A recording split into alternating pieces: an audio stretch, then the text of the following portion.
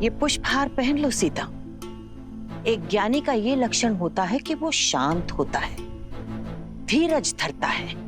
इस शास्त्रार्थ में जो भी हारने लगेगा उसका धीरज छूटने लगेगा और वो क्रोधित हो जाएगा। क्रोध में शरीर का तापमान बढ़ जाता है और बढ़े हुए तापमान से फूल मुरझाने लग जाते हैं। जिसके भी गले में स्थित ये कमल हार मुरझाने लगेगा वो पराजित माना जाएगा।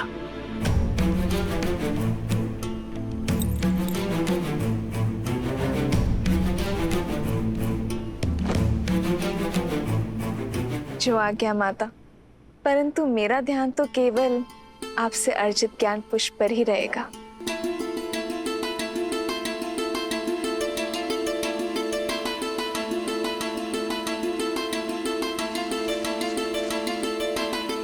तो प्रारंभ करें सीता? अवश्य। सबसे पहले मुझे ये बताओ कि तीनों लोकों में सबसे ज्यादा शक्तिशाली अस्त्र कौन सा है? महादेव का पशुपतास्त्र, ब्रह्मा का ब्रह्मास्त्र या फिर नारायण का नारायणास्त्र?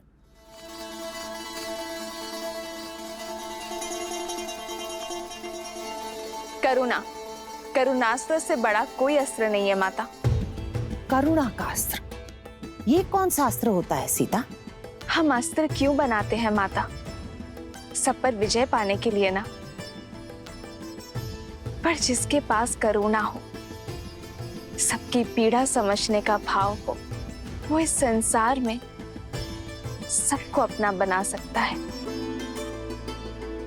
और जिसके सब अपने हो, उसे किसी भी अस्त्र की क्या आवश्यकता है माता?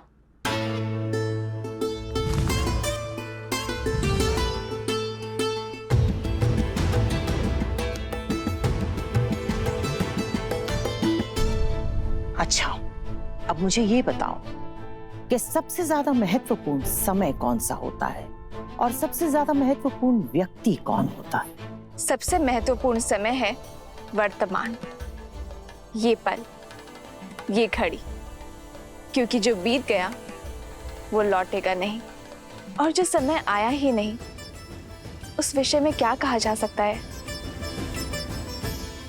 और सबसे महत्वपूर्ण व्यक्ति वो है जिसके साथ हम अभी इस समय हैं, जैसे आपके लिए मैं और मेरे लिए आप माता गार्गी। अद्भुत,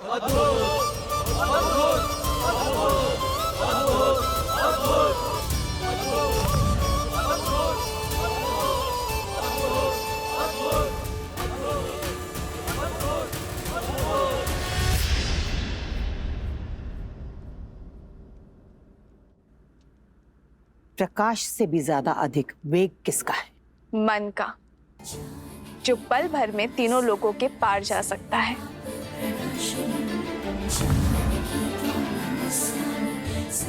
सबसे ज्यादा पवित्र क्या है? अग्नि, जिसका भोग लगाती है उसे पवित्र कर देती है। सबसे ज्यादा शुभ क्या है? शुभ शब्द, शुभ कर्म, सबसे उत्तम प्रार्थना, जो दूसरों के लिए की जाए। सबसे बड़ा मित्र कौन है? विवेक, जो सदा शुभ मार्ग पर ले जाता है। सबसे बड़ा शत्रु? अहंकार। सबसे ज्यादा सुंदर आभूषण कौन सा है? विनम्रता। सबसे बड़ा पराक्रम? त्याग। सबसे बड़ी विजय? स्वयं पर।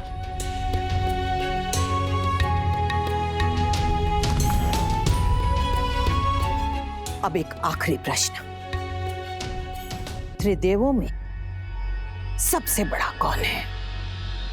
ब्रह्मा, शिव या फिर नारायण?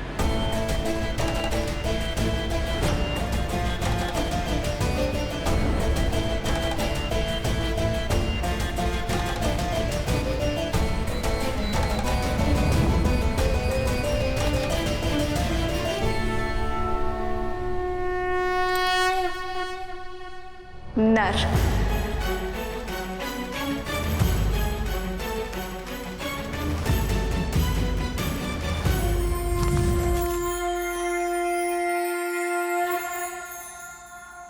नर, ब्रह्मा, शिव, नारायण, इन सब से ऊपर नर कैसे हो गए सीता? जिस नर में करुणा हो वो नर ब्रह्म समान है, क्योंकि करुणा से ही तो हर शुभ वस्तु उत्पन्न होती है ना माता। जिसमें त्याग हो वो शिव जैसा है, और मर्यादा उसे नारायण जैसा संतुलन स्थापित करने की शक्ति देता है।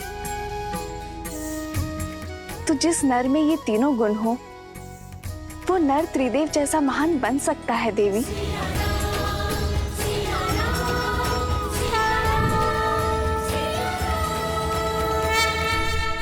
अद्भुत बुद्धि की धनी है जनक पुत्री सीता। राजा जनक पुत्री सीता की, राजा जनक पुत्री सीता की, राजा जनक पुत्री सीता की, राजा जनक पुत्री सीता की। अद्भुत, अति सुंदर। मैं आशा करती हूँ कि ऐसा ही नर तुम्हें वर के रूप में मिले सीता।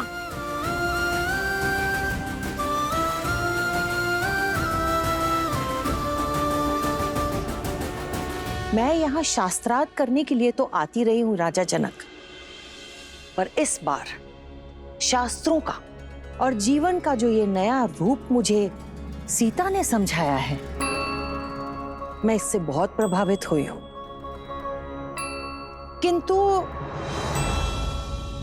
किंतु क्या? मुझे आपके लिए बहुत चिंता हो रही है राजन। ऐसा क्यों कह रही हैं आप देवी गार्गी?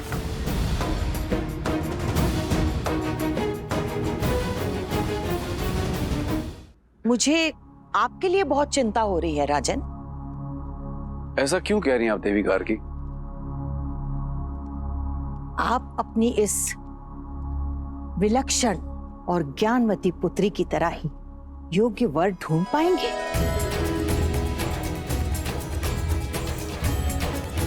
जो सीता की तरह ही इतना योग्य हो कि कभी भी किसी भी तरह की परीक्षा के लिए हमेशा सज्ज रहे। जो वीर तो हो परंतु उसके अंदर करुणास्त्र हो, जिसके मन में मर्यादा हो और कर्म में आदर्श। आपकी इस लक्ष्मी जैसी पुत्री के लिए नर में नारायण हो।